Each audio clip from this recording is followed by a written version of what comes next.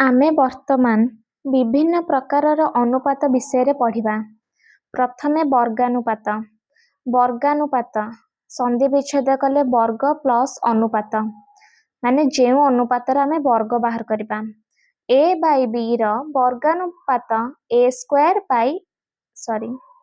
a ଇସ୍ to b ର ବର୍ଗାନୁପାତ a square ଇସ୍ ଟୁ b ସ୍କୋୟାର। a ଅନୁପାତ b ର ବର୍ଗାନୁପାତ ହେଉଛି a ସ୍କୋୟାର ଅନୁପାତ b ସ୍କୋୟାର। ତେବେ ଆମକୁ ବୁଝା ପଡ଼ିଲା ବର୍ଗାନୁପାତ କ'ଣ। ଉଦାହରଣ ନେଲେ 2 ଅନୁପାତ 3 ବା 2:3 ର ବର୍ଗାନୁପାତ 4:9। ଘନାନୁପାତ ସନ୍ଧି ବିଚ୍ଛେଦ କଲେ ଘନ ଯୁକ୍ତ ଅନୁପାତ। a ଇସ୍ ଟୁ b ର ଘନାନୁପାତ ହେଉଛି a କ୍ୟୁବ୍ ଇସ୍ ଟୁ b କ୍ୟୁବ୍। ଉଦାହରଣ 2/3 ର ଘନାନୁପାତ ହେଉଛି 2:3 ର ଘନାନୁପାତ ହେଉଛି 8:27। ବାଇ ପଡ଼ିବନି କାରଣ ଅନୁପାତ ହରଣ ନୁହେଁ, ତାହା ହେଉଛି ଏକ ତୁଳନାତ୍ମକ ରାଶି। ଓକେ। ଉପବର୍ଗାନୁପାତ ଉପବର୍ଗ ଅନୁପାତ ଆମେ ଯୋଉ କରୁଛେ, କିମ୍ବା ବର୍ଗମୂଳାନୁପାତ ବର୍ଗମୂଳ ଅନୁପାତ। a ଇସ୍ ଟୁ b ଅନୁପାତର ଉପବର୍ଗାନୁପାତ ହେଉଛି √a/√b। ଉପବର୍ଗାନୁପାତ ବା ବର୍ଗମୂଳାନୁପାତ ମାନେ ଆମକୁ ଯୋଉ ଇଷ୍ଟୁରେ ଯୋଉ ଅନୁପାତରେ ଯୋଉ ଦୁଇଟି ରାଶି ଦେଇଥିବ ତାହାର ରୁଟ୍ ଓଭର। ବୁଝା ପଡ଼ିଲା। ରୁଟ୍ ଓଭରକୁ ଆମେ ଲେଖୁଛେ 2^1/2। ରୁଟ୍ ଓଭରକୁ ଆମେ କ'ଣ ଲେଖୁଛେ 2^1/2।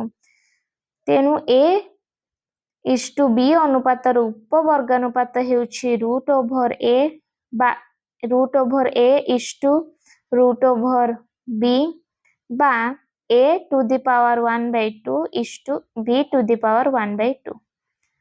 ଉଦାହରଣ ହେଉଛି 4:9 ର ଉପବର୍ଗାନୁପାତ ବା ବର୍ଗମୂଳାନୁପାତ ହେଉଛି 2:3।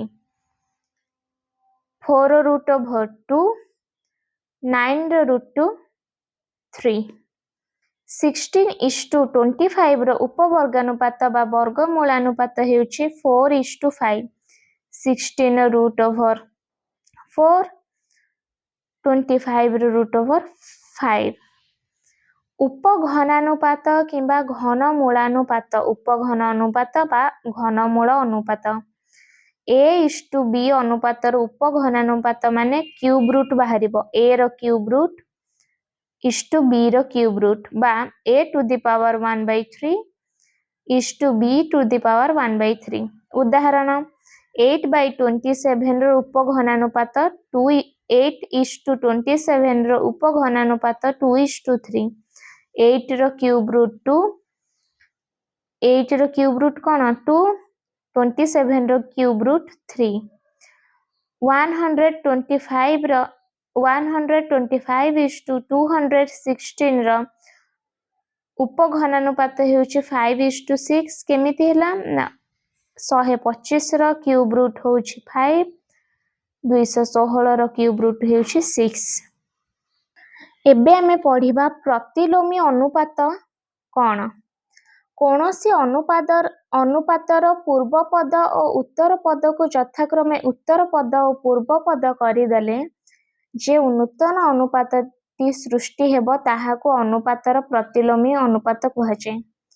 ଯଦି ଆମେ a/b, ଏଠାରେ ପୂର୍ବ ପଦ a ଉତ୍ତର ପଦ b, ତାକୁ ଯଦି ଆମେ ଚେଞ୍ଜ କରିଦେବା ଓଲଟେଇ ଦେବା, ମାନେ b କୁ ଆମେ କରିଦେବା ପୂର୍ବ ପଦ, a କୁ ଆମେ କରିଦେବା ଉତ୍ତର ପଦ, ମାନେ b ଅନୁପାତ a। ଆମେ ବୁଝିବା ଯଦି ଆମକୁ ଯଦି ଦେଇଛି a ଅନୁପାତ b ବା a ଇସ୍ ଟୁ b, ଏଠାରେ ପୂର୍ବ ପଦ a ଉତ୍ତର ପଦ b, ଆମେ ଯଦି ଏହାକୁ ଓଲଟେଇ ଦେବା ପୂର୍ବ ପଦକୁ ଆମେ କରିଦେବା b, ଉତ୍ତର ପଦକୁ କରିଦେବା ଆମେ a, ତାହେଲେ ଆମେ ତାକୁ କ'ଣ କହୁଛେ ପ୍ରତିଲୋମୀ ଅନୁପାତ କହୁଛେ। ଯେତେବେଳେ ଆମେ ପୂର୍ବ ପଦ ଉତ୍ତର ପଦ ଚେଞ୍ଜ କରିଦେଉଛେ ସେତେବେଳେ ଆମେ କ'ଣ କହୁଛେ ପ୍ରତିଲୋମୀ ଅନୁପାତ। a ଇସ୍ ଟୁ b କୁ ଆମେ b ଇସ୍ ଟୁ a କରୁଛେ। କୌଣସି ଅନୁପାତର ପୂର୍ବ ପଦ ଓ ଉତ୍ତର ପଦକୁ ଯଥାକ୍ରମେ ଉତ୍ତର ପଦ ଓ ପୂର୍ବ ପଦ କରିଦେଲେ ଯେଉଁ ନୂତନ ଅନୁପାତଟି ସୃଷ୍ଟି ହେବ ତାହାକୁ ସେହି ଅନୁପାତର ପ୍ରତିଲୋମୀ ଅନୁପାତ କୁହାଯାଏ। 2:3 ର ପ୍ରତିଲୋମୀ ଅନୁପାତ ହେଉଛି 3:2, 4:5 ର ପ୍ରତିଲୋମୀ ଅନୁପାତ ହେଉଛି 5:4। ଏହାପରେ ଯୌଗିକ ଅନୁପାତ। ଅନୁପାତ ଗୁଡ଼ିକ ଯଦି A:B, C:D, E:F ହୁଅନ୍ତି ତେବେ ସେଗୁଡ଼ିକର ଯୌଗିକ ଅନୁପାତ ହେବ ACE:BDF।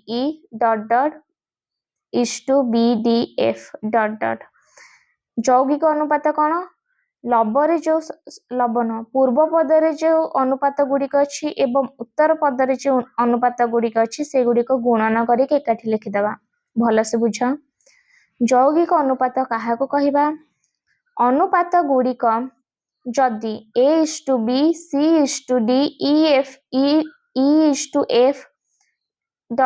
ଅସଂଖ୍ୟ ପର୍ଯ୍ୟନ୍ତ ଏପରି ହୁଅନ୍ତି ତେବେ ସେଗୁଡ଼ିକର ଯୌଗିକ ଅନୁପାତ। ଯୌଗିକ ଅନୁପାତ କ'ଣ? ଏ ଯେଉଁ ପୂର୍ବ ପଦ A, ପୂର୍ବ ପଦ C, ପୂର୍ବ ପଦ E କୁ ଗୁଣିକି ଲେଖିଦେଲେ ଅସଂଖ୍ୟ ପର୍ଯ୍ୟନ୍ତ ଅନୁପାତ ବା ଇଷ୍ଟୁ B ଉତ୍ତର ପଦ, D ଉତ୍ତର ପଦ, F ଉତ୍ତର ପଦକୁ ଗୁଣିକି ଅନୁପାତ ଦେଇକି ଅସଂଖ୍ୟ ପର୍ଯ୍ୟନ୍ତ।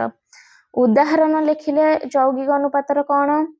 15:2, 3:4, 13:9, 5:26 ର ଯୌଗିକ ଅନୁପାତ କେମିତି ବାହାରିଲା? ପୂର୍ବ ପଦ ଯେଉଁ ଦେଖୁଛ ପ୍ରଥମ ପଦ, ସେଇ ପ୍ରଥମ ପଦ ବା ପୂର୍ବ ପଦକୁ ଆମେ ଏକାଠି ଗୁଣିକି ଲେଖିଦେଲେ 15, 3, 13, 5 ଗୁଣନ କଲେ ଇଷ୍ଟୁ ବା ଅନୁପାତ ଚିହ୍ନ ଉତ୍ତର ପଦ ସବୁ ଗୁଣିବା 2 ଉତ୍ତର ପଦ, 4 ଉତ୍ତର ପଦ, 9 ଉତ୍ତର ପଦ, 26 ଉତ୍ତର ପଦ ଗୁଣିଦେଲେ 3 ତିରିକି 9 କଟିଲା, ତାପରେ 3 ପଞ୍ଚା 15 କଟିଲା, 13 ଦୁଗୁଣେ 26 ହେଲା, 5 ପଞ୍ଚା 25 ଅନୁପାତ ବା ଇଷ୍ଟୁ 2 4 ଦୁଗୁଣେ 8, ଦୁଗୁଣେ 16, 16, 25:16 ଆମର ଆନ୍ସର ମିଳିଲା।